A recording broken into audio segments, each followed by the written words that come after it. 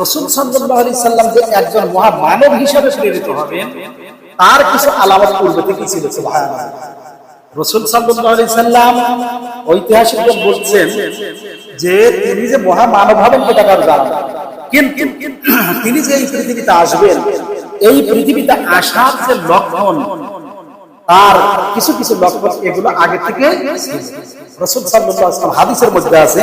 হযরত সাদ রাদিয়াল্লাহু তাআলা থেকে বর্ণিত, রাসূল সাল্লাল্লাহু আলাইহি ওয়াসাল্লাম ইরশাদ করেছেন, বলেছেন, যখন আমার জন্ম হলো, আমার শরীর থেকে এমন একটা জ্যোতি বের হলো, যেই জ্যোতির মাধ্যমে পারস্য বা শাম দেশের যে অট্টালিকাগুলো ছিল, এই অট্টালিকাগুলো আলোক উজ্জ্বল পরিণত হয়ে গেছিল। সুবহানাল্লাহ। রাসূল সাল্লাল্লাহু আলাইহি সাল্লামের শরীর থেকে এমন এক আলো, এটা হাদিসের মধ্যে আছে যে এমন এক আলো, এমন এক জ্যোতি বের হয়েছিল, যাতে শাম দেশের যেই সমস্ত অট্টালিকা ছিল, এই অট্টালিকা কি হয়ে গেছিল? আলোতে পরিণত হয়ে গেছিল, যেগুলো ছিল অন্ধকার। আরো রাসূল সাল্লাল্লাহু আলাইহি সাল্লামের এই আগমনের কিছু কিছু বৈশিষ্ট্য আছে, সেগুলো হলো পারস্য সাম্রাজ্য।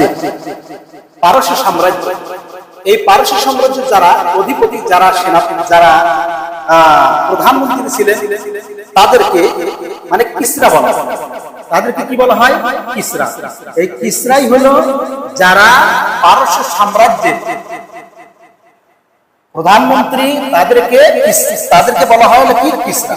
তো এই পারস্য সাম্রাজ্যের 14টি দুর্গ, 14টি সৌধ চূড়া, যেগুলো রাসূল সাল্লাল্লাহু আলাইহি সাল্লাম যখন এই পৃথিবীতে আসার সাথে সাথে সেগুলো ধূলিসাৎ হয়ে গেছে।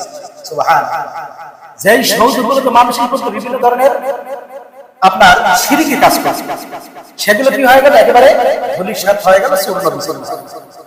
এরপরে রাসূল সাল্লাল্লাহু আলাইহি সাল্লাম যে পৃথিবীতে আসছেন, আর আসার আরেকটা আলামত হলো যুগ যুগ ধরে প্রজ্বলিত যে জায়গা, অর্থাৎ যেখানে মানুষ পূজা করার জন্য আগুন জ্বালাইতো, রাসূল সাল্লাল্লাহু আলাইহি সাল্লাম যখন এই পৃথিবীতে আগমন করার সাথে সাথে সে আগুনগুলো, অর্থাৎ যারা আপনার যাজক, এই যাজকরা হিন্দু যাজক, পৌত্তলিক যারা ছিল, এই রাসূল সাল্লাল্লাহু আলাইহি সাল্লাম যখন আগমন করছেন, যারা শত শত বছর পূর্বে বা যুগ যুগ ধরে যে আগুনটা প্রজ্বলিত ছিল, রাসূলের আগমনের সাথে সাথে সেটা কি হয়ে গেছে? নিভে গেছে। রাসূল সাল্লাল্লাহু আলাইহি সাল্লামের আগমনের কত গুরুত্ব, বৈশিষ্ট্য রয়েছে।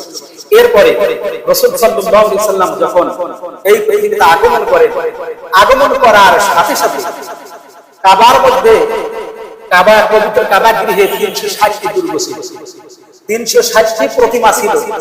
রাসূল সাল্লাল্লাহু আলাইহি সাল্লাম যখন এই পৃথিবীতে আগমন করেছেন, সাথে সাথে সেই প্রতিমাগুলো কি হয়ে গেছে? একেবারে ধুলায় অটোমেটিক্যালি সেগুলো ভেঙে পড়ে গেছে।